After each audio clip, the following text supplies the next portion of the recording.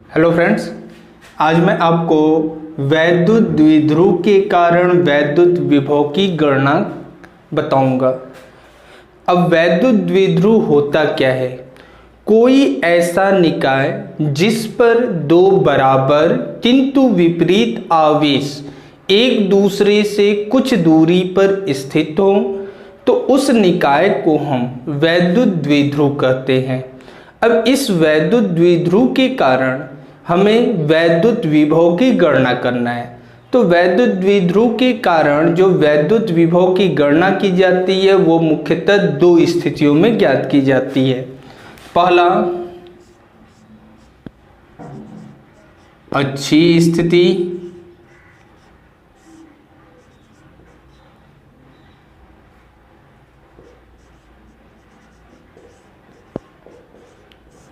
दूसरा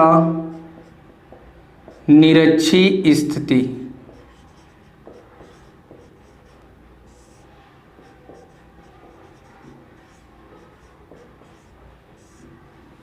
हेडिंग है वैद्युत द्विध्रुव की अच्छी स्थिति में स्थित किसी बिंदु पर वैद्युत विभव।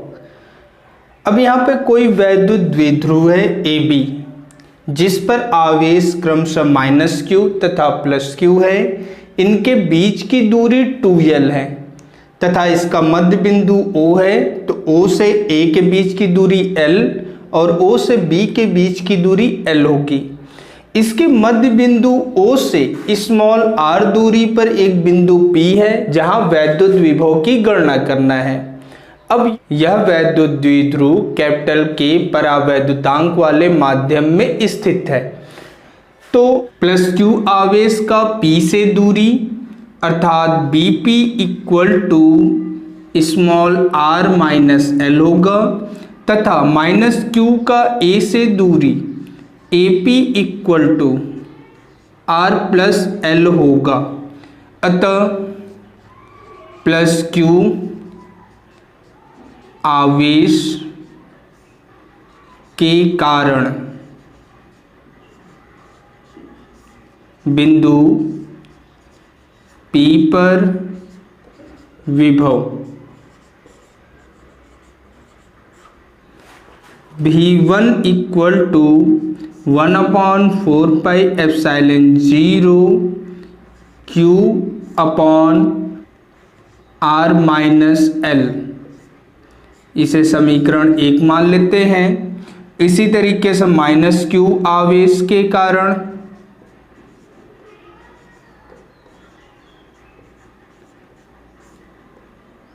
बिंदु P पर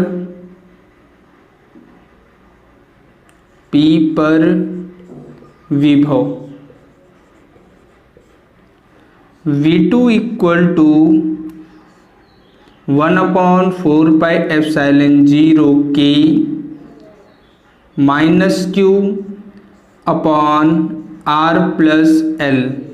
समीकरण 2 मान लेते हैं। अब बिंदु P पर परिणामी विभव V equal to V1 plus V2 हो जाएगा। V1 V2 के मान हम रख देंगे 1/4 pi epsilon 0 K Q upon R minus L plus 1/4 pi epsilon 0 K -q upon R plus L हो जाएगा। अब ये माइनस आगे आ जाएगा तो हो जाएगा 1/4 pi epsilon 0 K Q upon R minus L minus 1/4 pi epsilon 0 K Q upon R plus L। अब इसमें Q अपॉन 4 पाई एप्सिलॉन 0 K दोनों में से कॉमन है तो कॉमन ले लेते हैं। तो हो जाएगा Q अपॉन 4 पाई epsilon 0 K into 1/r minus L minus 1/r plus L तो हो जाता है Q अपॉन 4πε0 के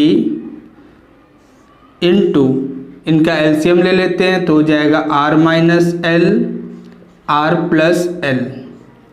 तो यहाँ पे सॉल्व करेंगे तो r प्लस एल ऊपर आ जाएगा माइनस r माइनस एल। अब माइनस का अंदर गुणा कर देते हैं तो हो जाएगा q अपॉन 4πε0 के r plus L minus r plus L बटे a minus B A plus B, इसका गुणा करेंगे तो R square minus L square हो जाएगा। अब ये माइनस आर ये प्लस आर कैंसिल हो जाएंगे तो बचेगा v equal to Q upon 4πε0 के 2l upon R square minus L square. अब इसे थोड़ा सा रीअरेंज कर देते हैं तो v इक्वल टू हो जाता है 1 अपॉन 4πε0 के 2ql बटे R square minus L square. अब 2ql बराबर हम जानते हैं स्मॉल p के, वैद्युत द्विध्रुव आघूर्ण। अतः v इक्वल टू 1 अपॉन 4πε0 के into p upon R square minus L square. यदि r का मान l की तुलना में बहुत बड़ा हो तो एल स्क्वायर को नगण्य मान लेते हैं।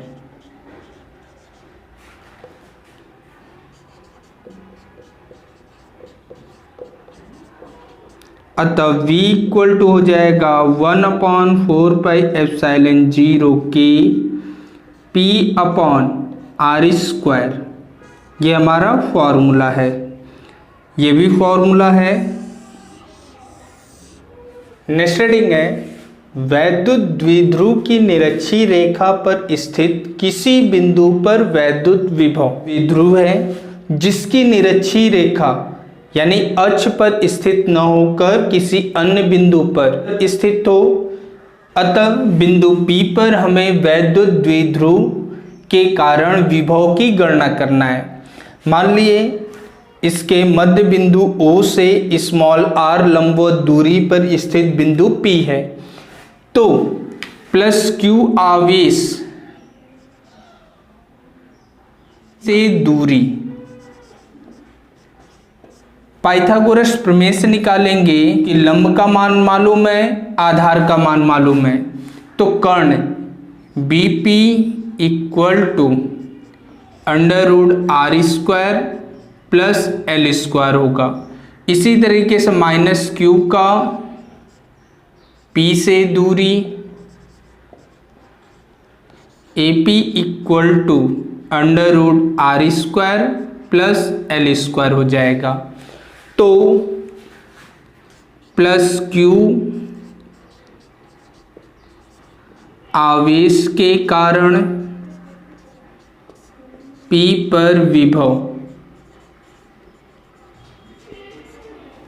V1 इक्वल टू 1 अपॉन 4πε0 के Q अपॉन BP अर्थात V1 इक्वल टू हो जाएगा 1 अपॉन 4πε0 के Q अपॉन रूट में R square plus L square. इसी तरीके से माइनस क्यू आवेश के कारण P पर विभव V2 इक्वल टू 1 अपॉन 4πε0 के minus Q upon under root R square plus L square. Minus Q का P से दूरी यहाँ पे रख देते हैं तो बिंदु P पर परिणामी विभव v equal to v1 plus v2 हो जाएगा। दोनों के मान रख देते हैं 1/4πε0 k q अपॉन रूट में r square plus l square plus 1/4πε0 k minus q upon root में r square plus l square. अब ये माइनस आगे चलाता है तो हो जाता है 1/4πε0 k q अपॉन रूट में r square plus l square minus 1/4πε0 k q upon root में r square plus l square. अब ये दोनों मान बराबर हैं अतः ये कट जाते हैं तो मिल जाता है v इक्वल टू 0। अतः किसी भी वैद्युत द्विध्रुव के निरक्षीय रेखा में लंबवत दूरी पर स्थित किसी भी बिंदु पर जो वैद्युत विभव होता है वह 0 के बराबर होता है, जो कि हम यहाँ गणना कर चुके हैं।